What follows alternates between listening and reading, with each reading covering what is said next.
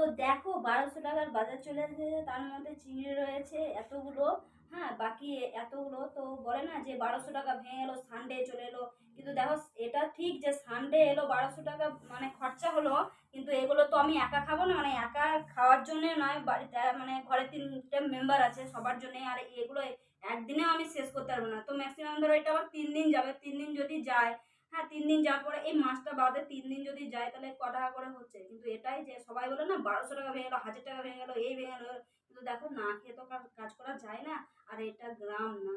তো চলো, তোমাদের এর মধ্যে কার কার কোন কোন সবজিটা ফেভারেট সেটা সবাই বলবে। আমার এর মধ্যে কোনোটাই ফেভারেট না, তবুও ভালো লাগে আমার। এটা কি বলে, এটা উচ্ছে। উচ্ছে আমার ফেভারেট। আর আর কোনো হ্যাঁ, আর বিটরুটটা আমার মেয়ের ফেভারেট। এটা ফুলকপিটা আমার হাজবেন্ডের ফেভারিট।